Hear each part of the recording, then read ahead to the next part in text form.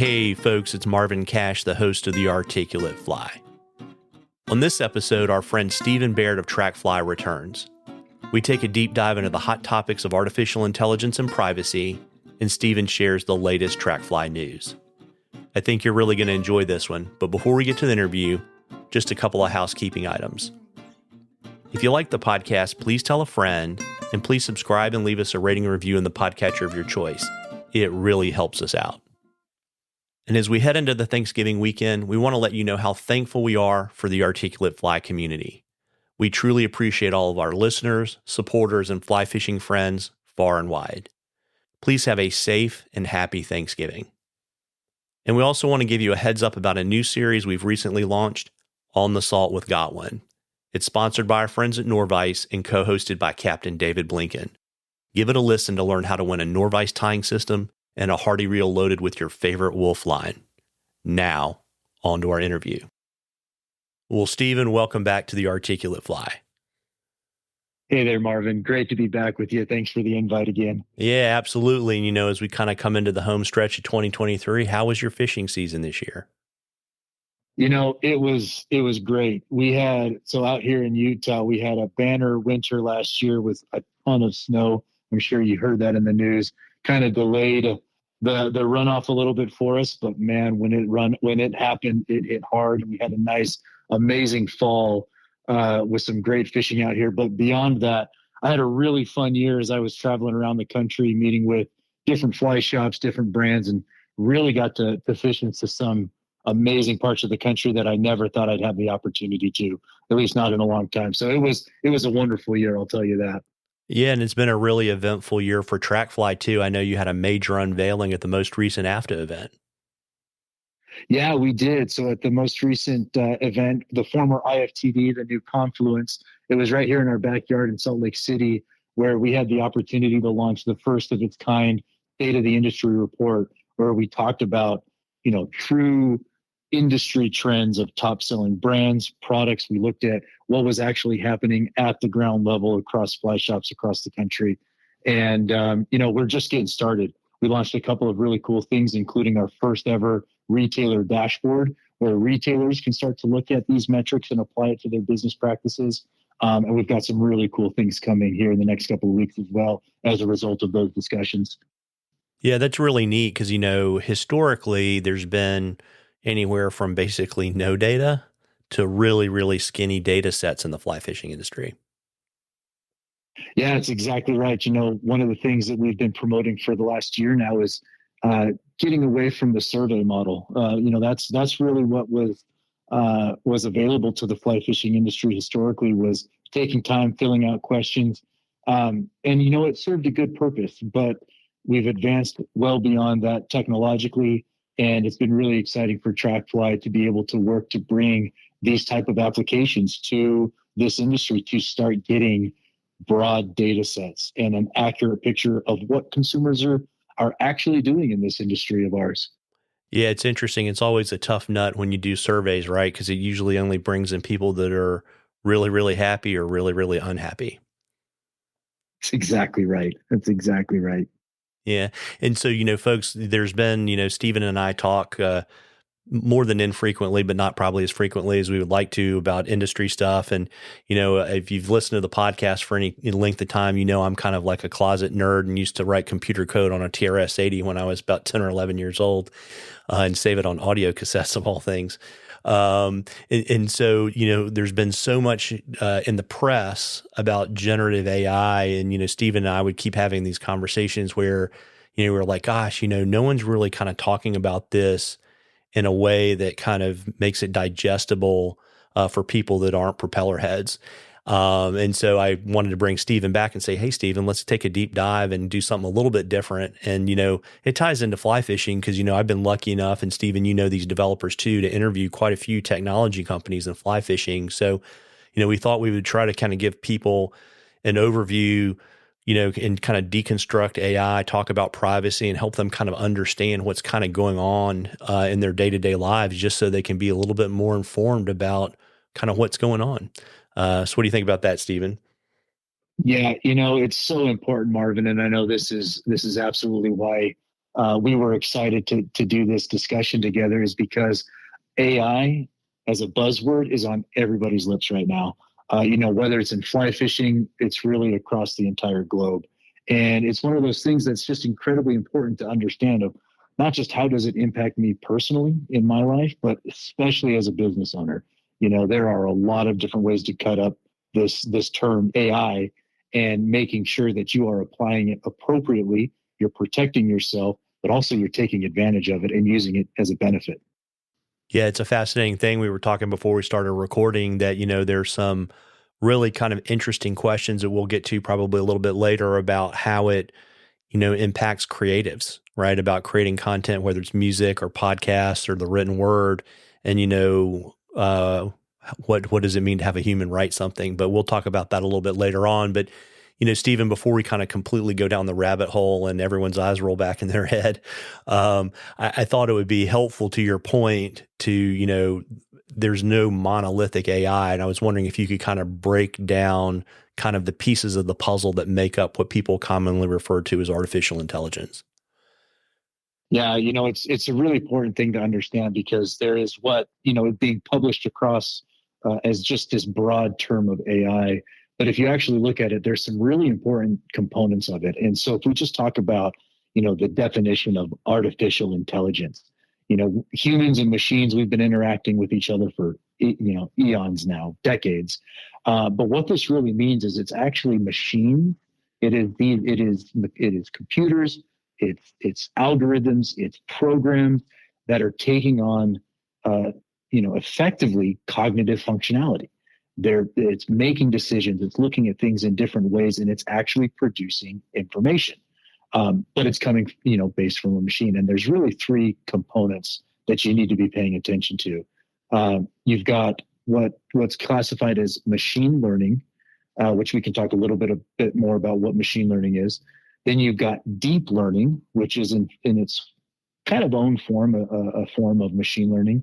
And then you got the generative AI. And that's what you referred to earlier, Marvin. And that's really the thing that's making the radio waves. That's what everyone's talking about because generative AI is truly something that we should be aware of and be cautious as we're approaching generative AI, but also very aware of what its capabilities are. Yeah. And so to kind of back up, my understanding is that we've had machine learning for a very long time, relatively speaking. Yeah, you're exactly right.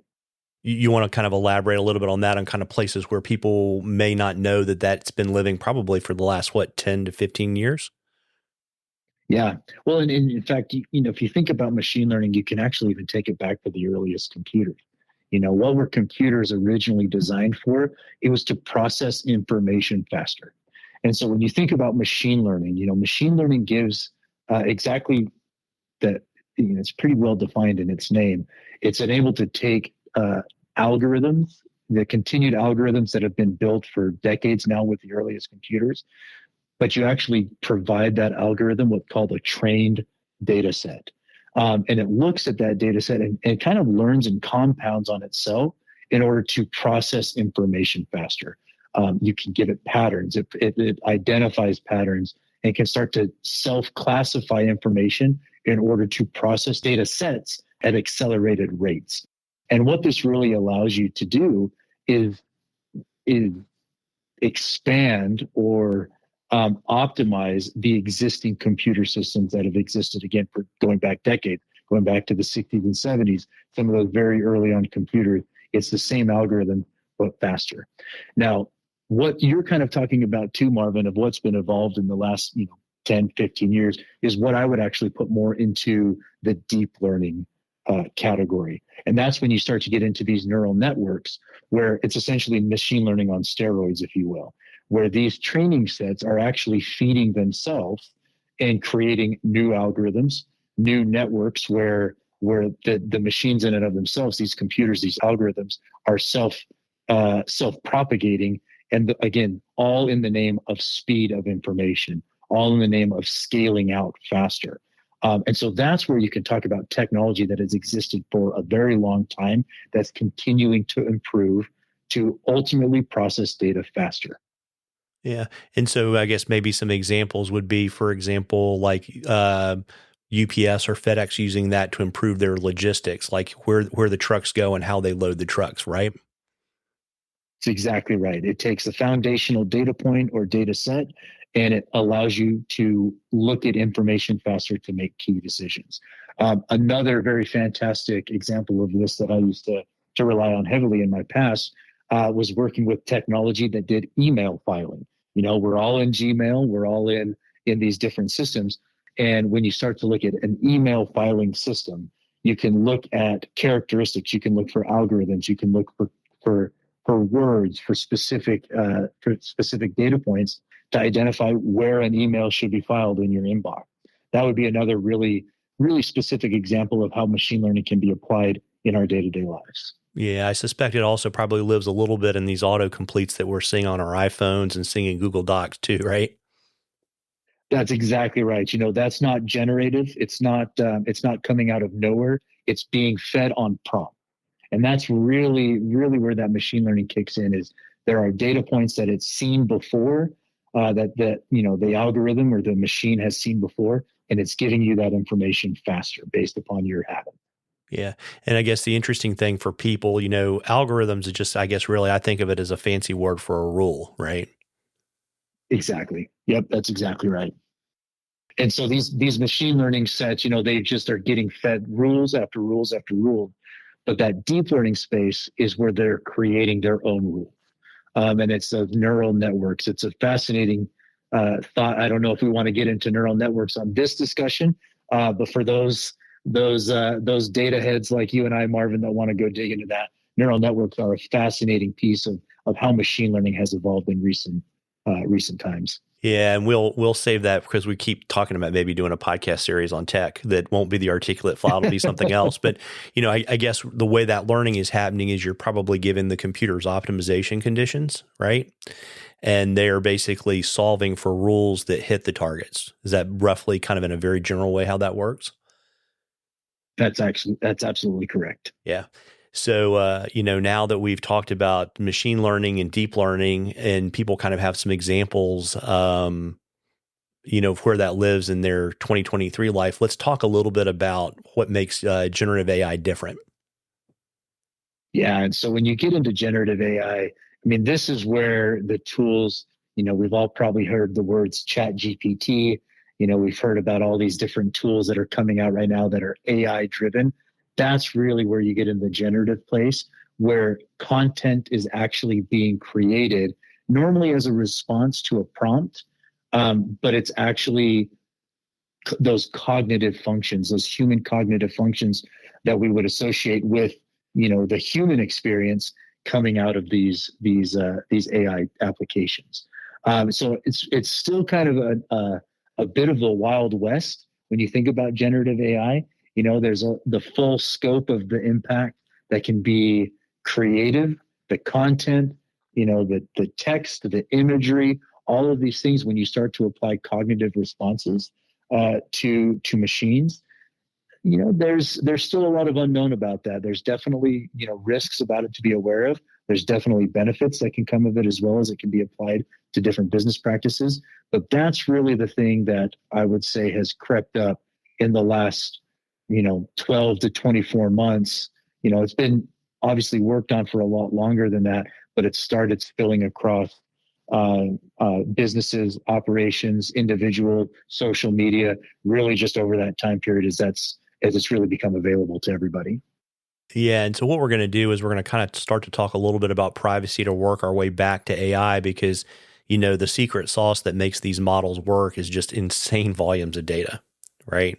Yeah. And so that to me seems like a good place to maybe kind of pull back to privacy. And I know the last time we were together and we were talking about TrackFly and how you design the software, we talked about the difference between data processors and data controllers. And I was wondering if you could give us a little bit of a refresher. Yeah, absolutely. And you hit the nail on the head there, Marvin, in that providing information is absolutely what makes all of these applications and algorithms work. From the standpoint of, we see on LinkedIn, on social media, all these AI generated profile pictures. Well, you got to give a reference point for that, and normally that comes with providing a picture of yourself. And so when you start to get into data privacy, there's those kind of two things you called out: data controllers and data processors. When we talked about that last time, the real key thing to note is when you classify in your privacy policies as a data processor, what that means is that you are connecting data points between two entities and you are not owning that data at any point. It allows you to enforce a lot of very personally driven or user driven benefits in noting that that data is always owned by the user. Different privacy laws like CCPA, GDPR, to name just a couple, can be enforced because you can request to remove those at any point in time. And a lot of tech companies, I think, are starting to become aware of the importance of classifying as a processor because of those privacy laws. Now, when you classify as a data controller, it's a little bit different because that essentially means that the data in your platform you own. And so as you start to submit your personal data to these different applications, be aware of that if that is going into an application where your data is being submitted to a controller, that application essentially has the liberty to distribute or to make use of your data the way that they seem best fit for their business. And those are kind of the big key things to take note of there. And there's a lot of things that come into apply when you're a consumer of data, but also when you're applying it or supplying it to these applications. We talk a lot about the cost of technology to weigh it against the benefit.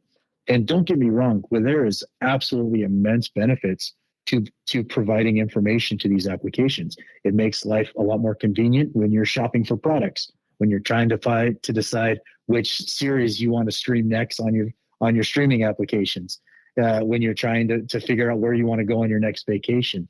The more information that you provide can absolutely help to dictate where you're applying your decisions. But just be cognizant that normally the data that you're providing is going a lot further than where you think it is just for that information to make it back to you. Yeah, and I guess, the easy examples for a data controller would be someone like Facebook, right, or Amazon. But I Yep. think, what a lot of people don't understand is, for lack of a better word, relatively benign non-tech companies that you give data to will go monetize that data separately from your business transaction. That's exactly right. And that's kind of to highlight that point right there. Oftentimes when you add things to your Facebook profile, add things to your Instagram account, we see what's on the surface and the immediate benefit, but what happens behind the scenes on how far that data is actually traveling, that's something that's not always visible. In fact, most of the time it's not visible at all to the end user. Yeah. And, another thing we talk about is, privacy by design and privacy by agreement. You want to kind of expound on those a little bit? Yeah, it's something that we've made a very strong point at TrackFly. From the get-go, when you're enforcing privacy by agreement, you're normally just withheld or be held to the laws, right? And there's something to be said about being beheld to the laws. People still break the law. Unfortunately, that's just the world that we live in. And there's always abilities to enforce that. There's claims that can be made, but it allows for things to happen that are outside of our purview. And that's something that's a challenge when you go into privacy by agreement.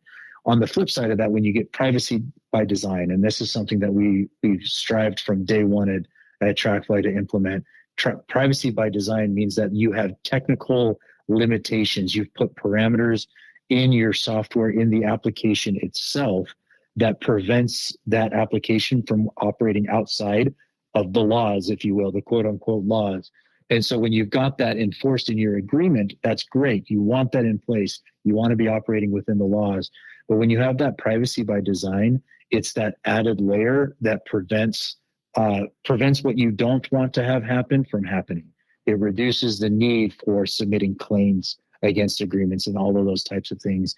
And for most, I would strongly urge any type of application that you're reviewing, that you're evaluating, but also for any tech companies that are out there, as different startups are coming in place, building applications, look at the privacy by design. look at making sure that your end users are protected, um, it really is setting yourself up for success going forward for what we don't know with this evolving landscape of artificial intelligence, of machine learning, all the varying laws that are going to be changing and evolving coming down the road. Set yourself up for success by having that privacy by design. Yeah, it's an interesting thing, right? To be really thoughtful about who the product is, right? And where the monetization comes from. Mark, our good friend over at Facebook, said it himself. If you're not paying for the product, you are the product. And, it's something to be aware of, that it's not always a bad thing to have reduced, cost or no cost to use an application. But at the end of the day, just be aware of that and know that it's likely means that you're paying for that service in a different way. At TrackFly, we offer very reduced costs for our partners that come in play, but it's also because we're very transparent to know that you're getting the value of the platform through different means. And that's normally coming back through data.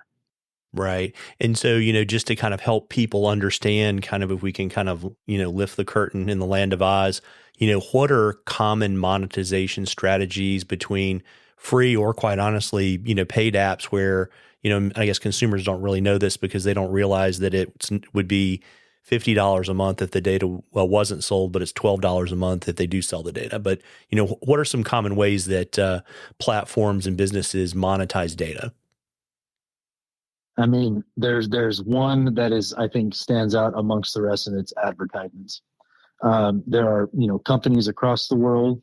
There's some that we know. There's brands that we know. There's many that we don't know that make a lot of money and invest a lot of money to advertise products and services to very targeted audiences.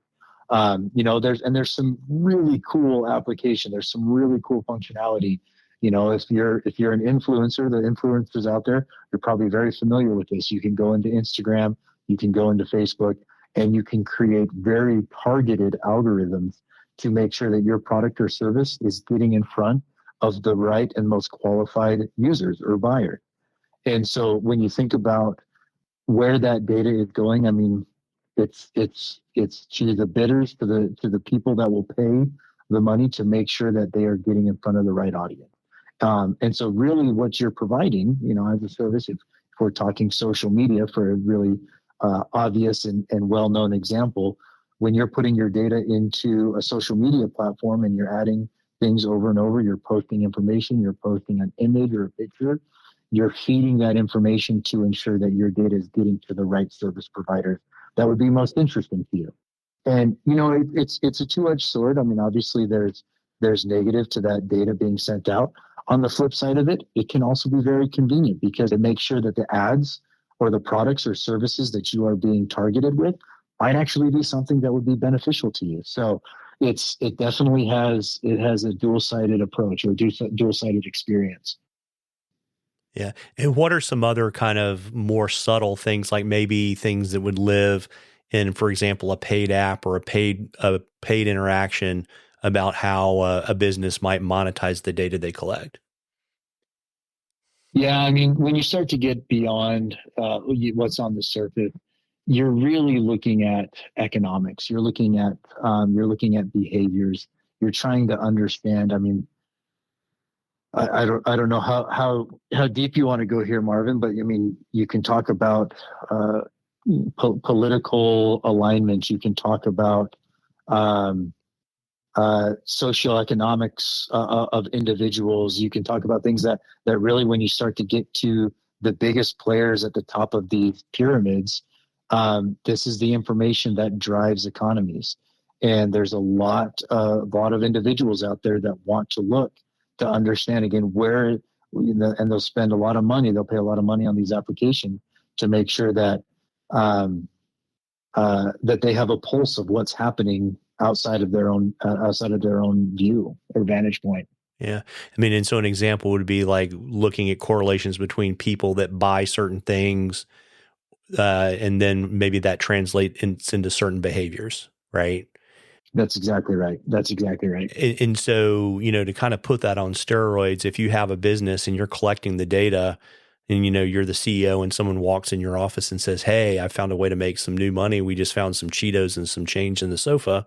We can sell the data to a data broker because it doesn't violate any of our customer agreements." You want to talk to people about, data brokers like Spokio and people like that? Yeah, I mean they're all over out there, and this can come as simple as when your phone connects to a network, and there's network providers that are able to identify movements, actions, activities, purchases, online purchases, all of those types of things. You get to this world of data brokers that essentially sit in the middle, and they're collecting and organizing it in a way so that way the information that's relevant on the upstream of the data relationships and of the data consumers, they're making it in a way that can be consumed at their end, and so it gets to be this wild west, if you will.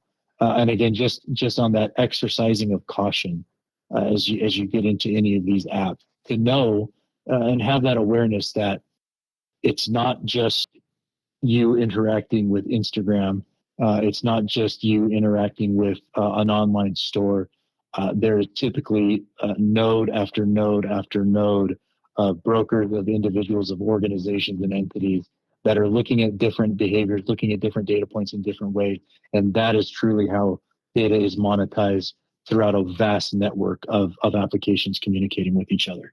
Yeah, and I think one of the amazing things I learned probably 2 or 3 weeks ago, that some of the credit agencies actually have sister companies that basically are playing in this game, even though they're not directly sharing the credit reporting data. They're developing products to basically generate this information. Yeah. Yeah, I mean, just another really good example of it. When you interact with your credit union, when you interact with your banking application, it's not a one-to-one relationship. It's not the buck stops there through that process. There's information that's being shared on a very wide level, and it's all in the name of convenience and economics and economy. Growing things and making sure that consumer experiences are optimized, at least for a fraction of them. But there's just so many players that come in now when you interact with any type of application. Yeah. And it's an interesting thing. I mean, I kind of think about this, like, I don't think it's per se bad, but I think that, consumers, for lack of a better word, ought to be in a position to make an informed decision if they're giving away something valuable, right? And I think they own it, right? Because it's their data. But Yeah. the horrible thing is, and I mean, and anyone who's listened to the podcast knows that I'm a lawyer by training, and occasionally I'll drop down the rat hole and read one of these privacy policies. And, one, most people don't. But then, when you read the policies, they're incredibly vague, right? Which makes Yeah. me think about reading like life insurance policies, right? It's like, only thing I know is that this isn't in my best interest, because I don't understand how it works. And so, if you're, particularly if you're not a particularly tech savvy consumer, how do you make more informed decisions about, the data you're sharing, and not put yourself in a situation where you're sharing stuff you don't want to share? Yeah, it's interesting. I've spent a lot of time, obviously, in these privacy policies with different applications over the years, and um, I hate to use the word complex by design, but unfortunately, with legal practices, with policy, with terms of service, because you have to cover such a broad swath of laws and regulation.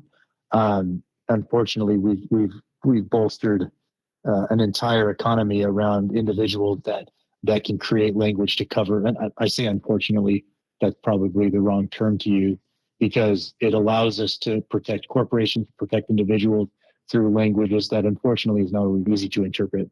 And so as an end user to applications, it's as tough as it is to do. I mean, look at the signs around how you're using the application.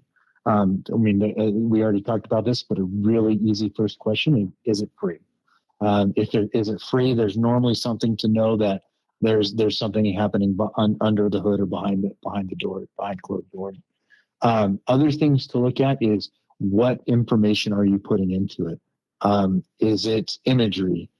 Is it demographic information? Is it how frequently are you using the app, and are you using it frequent enough that it can notate different location? And you can kind of start to understand by your use of the application what type of data is being tracked and shared at that point. And really the best thing we can do, obviously, if you can comb through privacy policy, it helps you to have an understanding. Most of the time, though, there's not a lot that an individual can do to adjust or change the privacy policy of an application. And so really my strong recommendation to users of applications is, as silly as this sound, how does it feel when you perform that function? If you're uploading a lot of images of yourself to create a generative AI image, if it makes you feel uncomfortable, it's probably because there's something that's happening there that you should dig into or look at. If you find yourself constantly getting your location pinged by an application, and that's something that you notice or makes you feel a little bit uneasy, pause and think about it and look at the use case there.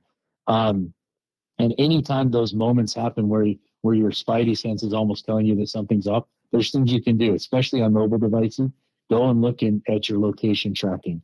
That's one of the first places that I would always go and look if there's something that's constantly tracking your movement. If it's not directly related to a strong value add that you're getting from the application, maybe consider reducing that or turning it off altogether. If you're loading in data points regularly, and you're noticing that you're getting very catered experiences or things that are happening there, review the value that you're getting from that application, and is it worth inputting that data into that system? A lot of it just comes down to behavioral experiences and the personal value that you're extracting from an application, and that's really the tools that we have in front of us to make sure that we are having safe practices with each of these experiences. It's the same things, kind of, Marvin, to take it to another level. It's the same things that we talk to our kids about. As kids are growing up and learning and experiencing the world. It's kind of funny. My wife is actually an elementary school teacher, and she talks about all the time about talking to her students about situations that make you feel icky.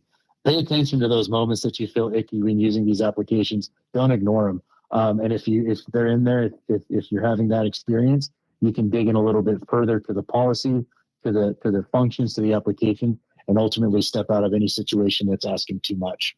Yeah, and another thing too, if you have apps that you don't use, you can always delete them, right? If you're not using them regularly, that's Yep. another way to not inadvertently give away data. And then, we were talking before we started recording, there was an article, I don't know, gosh, probably in the last 4 to 6 weeks in the Washington Post about kind of how to get a little bit more control of your data. And, one of the interesting things, everyone's familiar with Consumer Reports. And they're obviously kind of interested in this issue. And so they've built an application that's almost like a data cleaning concierge, where you basically can go into the app and give them permission to ask these companies not to sell your data. And you get a list of companies, Yeah. and they'll actually kind of run that process for you. And I'm not vouching for it. Your mileage may vary, but I would say in the trust world, I have a fair amount of trust that Consumer Reports is not out there doing something sketchy on the back end of the app. So, Right. um, but and then of course, when you get all the people who refuse to delete your data, it kind of tells you how valuable it is, right? Yeah. How many times are you asked to not leave the application? That's another good screener. The classic canceling your AT&T subscription. Yeah, and so and I think we touched on this a little bit, but to kind of bring it full circle and kind of bring it back to TrackFly, can you talk to us a little bit about how these privacy issues started to affect your kind of design considerations as you were building out your software? Yeah, absolutely. So, I mean, at the end of the day, we are a data company. We fit into that model of collecting data point to be able to provide information that's valuable to our customers. And you talked about a couple of different things. We talked about the privacy by design. That really is in full force by the data that we collect. So there's two different ways to collect data, especially through through different integrations. Obviously, at TrackFly, we utilize integrations with various applications to monitor sell-through data. One of the first and foremost things, and again, this is in our privacy policies, but more importantly, it's in our technical design, which is we only collect relevant data points to the service that we provide. That's first and foremost. We do not want to collect anything that goes beyond the service, and that's normally where you get into a realm where you have data points not visible to your customer that are being processed either through broker to other sides of applications that is not it's not something that's aware to your customers. So that's one of the very first and foremost things that we do is we only collect the data that's relevant to our service and application. The other thing is full transparency in data. So anytime we work with a retailer and a retailer uploads or provides data to our system to monitor market information or sales information, and all of that data, all of the data tables for that retailer are actually completely visible. You can go in, you can access to see what data you've contributed to the reports. Now, obviously, that is very specific to your data that you provide. But before all of that is then uploaded, aggregated, and shared to a collective reportable data set, it's processed in the strictest methods of data hashing, data cleansing to ensure strict anonymity so that no individual business and or person is actually identifiable within that broader reportable data set. And that's, again, fully transparent in the application because you're seeing that you're actually consuming the data that's being contributed. Outside of that, the other thing that's built in by design is as a data processor, there is derivations of data that TrackFly does own, but it's all based upon calculations and reported upon anonymous sets so that all data that's being communicated from any retailer or brand that's on TrackFly's platform, again, has full visibility into what information is being shared, collected, or aggregated, and can make those elections based upon the value that they get out of the platform. The final thing that I would say is we've made it easy that if a brand or retailer does not feel comfortable sharing or does not want to participate, deleting, canceling, and removing your data from the platform is incredibly easy to do. And again, that just comes with that design. We want to be transparent. We want to be an advocate of doing data the right way and doing that specifically so that our customers are directly being impacted and extracting the value that comes with data participation. Yeah, it's interesting. It's kind of like, the business understands the ingredients they're contributing to the cake, right? They get to eat the cake, but they don't know where any of the other ingredients came from, right? Yep, exactly. And they can kind of decide to not play at any time, right?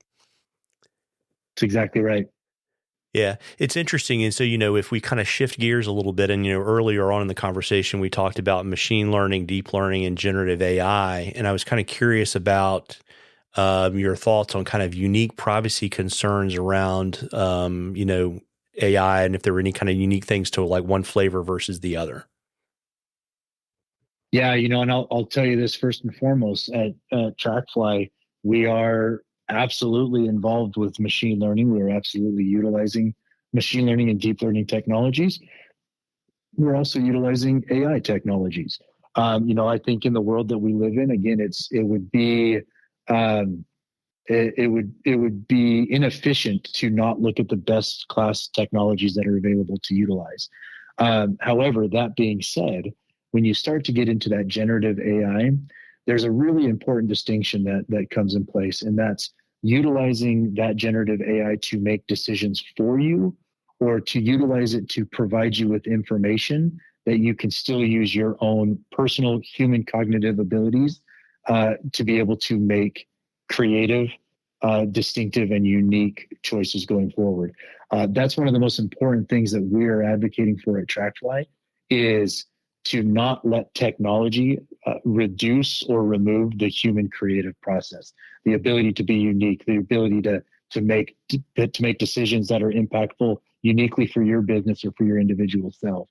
And so when we start to talk about AI capabilities, we absolutely, you know,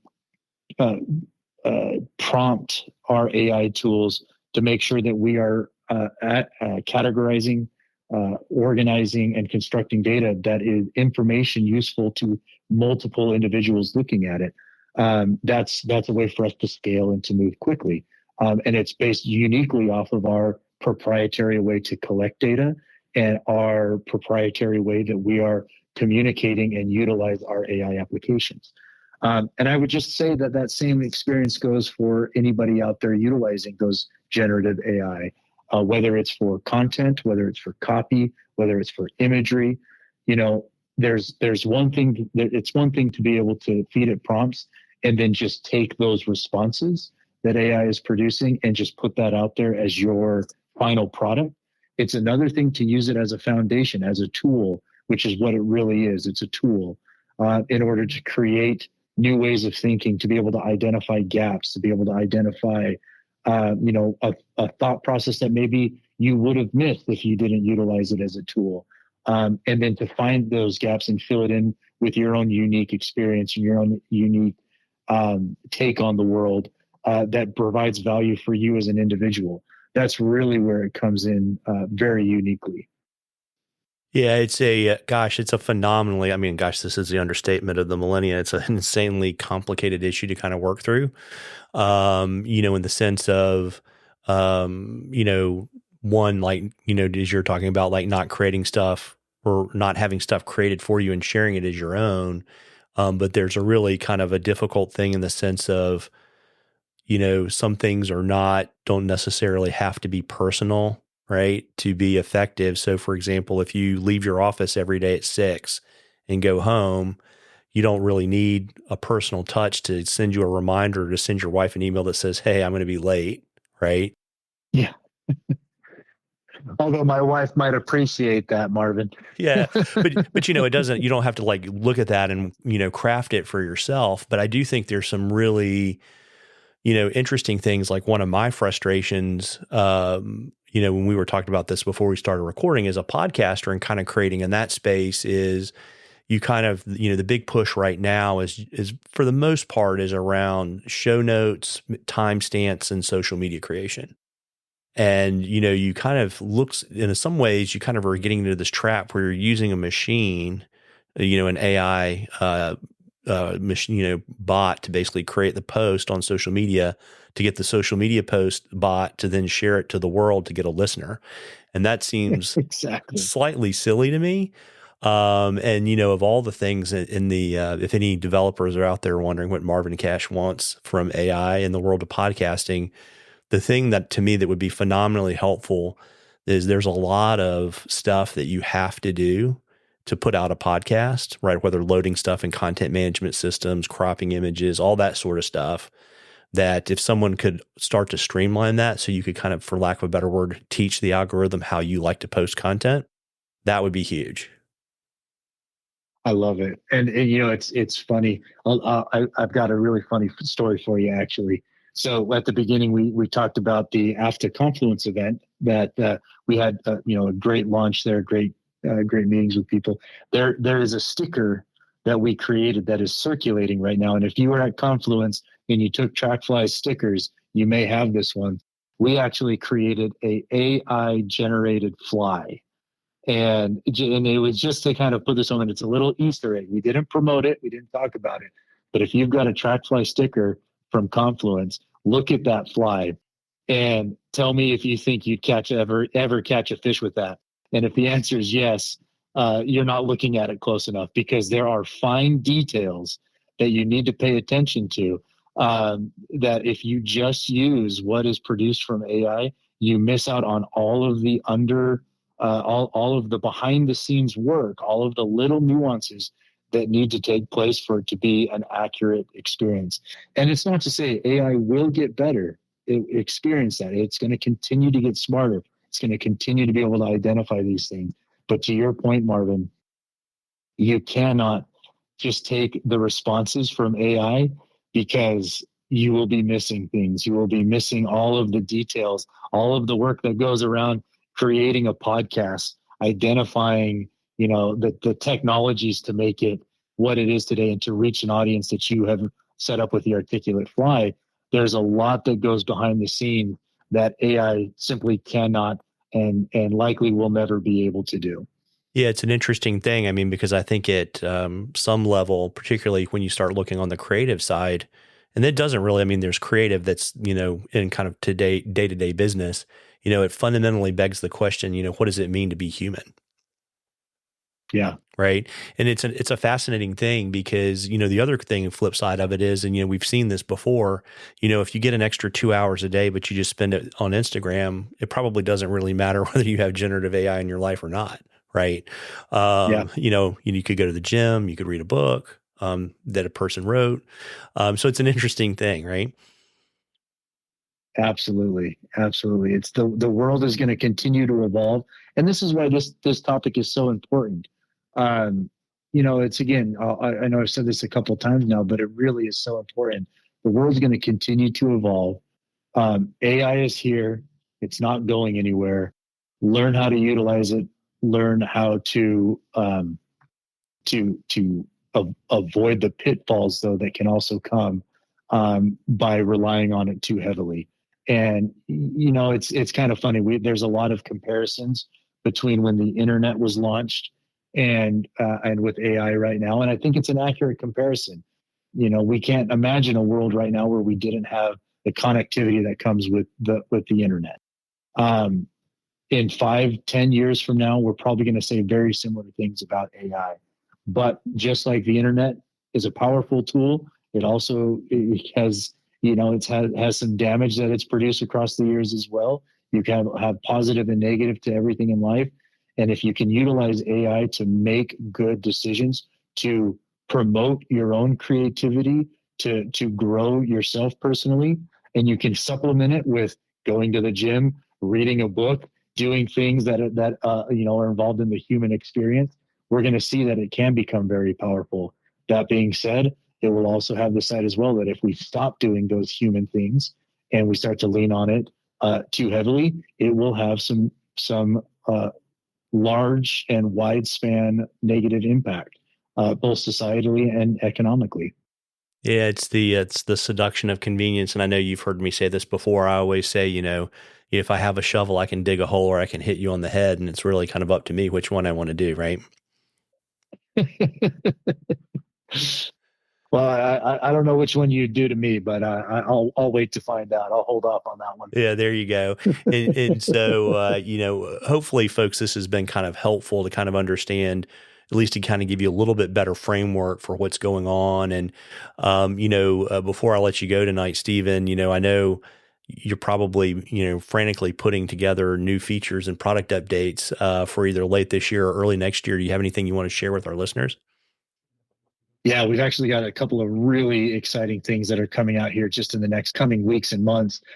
First and foremost, so in the topic of AI and machine learning, we are refining that aspect of TrackFly every single day to get more dialed in, more accurate product categorization and trend, which ultimately leads to really accurate consumer trend information that's happening for specialty retailers. And again, all of this is visible and given directly back to the customers utilizing TrackFly. So that's one thing that's just continually ongoing that I would be remiss if I didn't shout out to.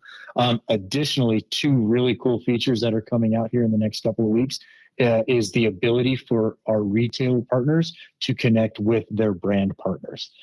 This is something that is really, it's existed for a long periods of time at very costly expenditures for very large brands to do with very large retailers. And we couldn't be more excited to bring this capability to the specialty retailers that are utilizing TrackFly and the brands that they partner with. And really what you're going to start to see is retailers inviting brands to collaborate with them on TrackFly and vice versa. Brands starting to invite their retailer partners to really start to collaborate on inventory. And if there's one thing that we know is shaking out right now and will continue to shake out over the next 12 months is cleaning up inventory issues. And we believe that this type of connection capability is going to really support the means of flatlining that and solving a lot of those inventory issues over the coming months. So keep an eye out for that. We'll do a market launch on it when it's available, obviously, but then also pay attention when your retailers and brands are inviting you to connect. That'll be really exciting. And then the last thing that I'll promote here is starting early next year will be the first version of the brand dashboard. We launched at Confluence, the retailer dashboard. The brand dashboard is now coming up here in the next couple of months. And that's going to be really a way for you as a brand to monitor the market trends, the value of your specialty retail channel, and ensure that you're making all the right decisions to grow and see those trading partners succeed. So those are just a couple of things. Obviously, there's a long tail of development projects that are in the work right now, but definitely keep an eye out for those when they're going to be launched here in the coming weeks and months. Yeah, and kind of one of the interesting things too, I mean, because you and I have talked about it, is there's going to be at some point kind of in the evolution, the ability to bring all of this technology, not to replace manufacturers' reps, but to actually help them be better business partners with their brands and their retailers. Absolutely. And I'm glad you called that out. We are actually meeting with many of these manufacturing reps right now, developing a very impactful tool for them. So if you are exactly that, if you're a manufacturer or an independent rep, please reach out to us at TrackFly, info@trackfly.com. We would love to get your input to make sure that this is being designed in a way that supports your success.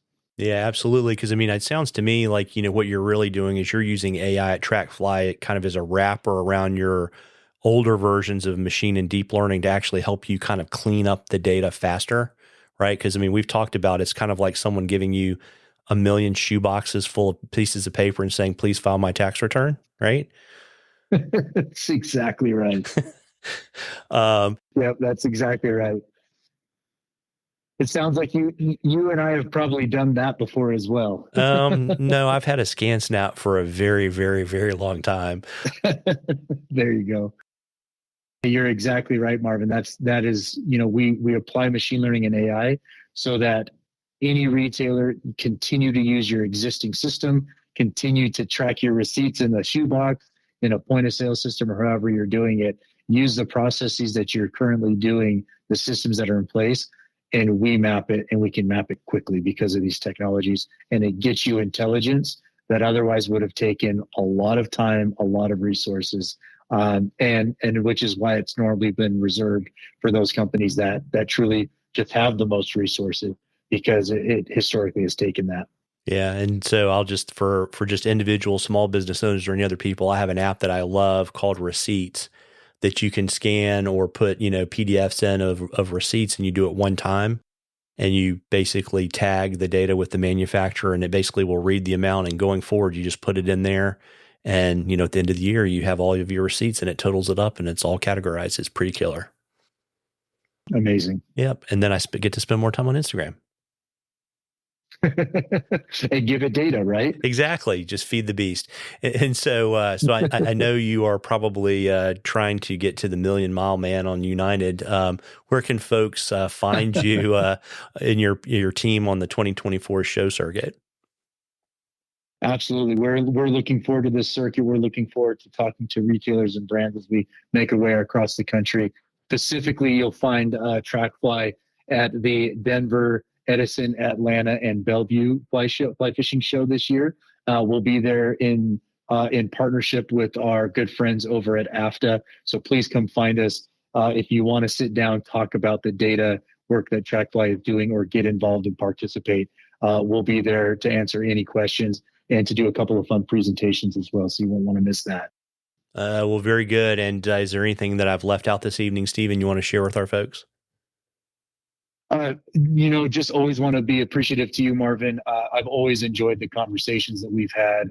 We dig into some of the hard topics, which is really enjoyable. The only other thing that I would say is anyone that wants to continue to dig into this, we've got a great team of data engineers, of data scientists, and obviously I love nerding out this at any opportunity I can.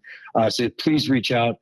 You can send an email to info@trackfly.com. or come to our website, www.trackfly.com. And we would love to talk to you about how our data practices are set up, how you can participate, and how you can start to extract really important business information out of TrackFly to fuel profitable business decisions. Got it. And then, for folks that may not be, a retailer or a brand or a rep, any resources you can put, you want to point folks to, like, Electronic Frontier Foundation or anything like that, to kind of get more information and kind of stay up to date on kind of the state of play in privacy and AI issues? Yeah, there's a couple of really good platforms that I go to look at, and one of which that I get notifications on pretty frequently is just from the McKinsey and Company. They're doing a lot of research in there on generative AI really frequently. I don't have probably anything else besides that. So I don't know if you want to include that, Marvin, or not. But no, I probably don't have anything to add there. Yeah, if I have any great brainstorm, I'll drop it in the show notes, folks. And, Stephen, if folks want to kind of keep up with all the cool stuff you're doing at TrackFly and follow the company, where should they go? Yeah, go ahead and head to our website, www.trackfly.com. We're posting updates there frequently. Pay attention to our Instagram channels at TrackFly Fish and or TrackFly Inc. You can also find us on Facebook, LinkedIn, all the standard channels there. But then most importantly, if you want to get in touch with us, shoot us an email at info@trackfly.com. And we're eager to talk to anybody that wants to explore this fun data world we live in. Yeah, well, there you go. Well, Stephen, I appreciate you carving out a little bit of time for me this evening. Likewise, Marvin, as always, appreciate it, and we'll look forward to the next one. You betcha. Take care. Well, folks, I hope you enjoyed that as much as we enjoyed bringing it to you. Again, if you like the podcast, please tell a friend, and please subscribe and leave us a rating and review in the podcatcher of your choice. Happy Thanksgiving and tight lines, everybody.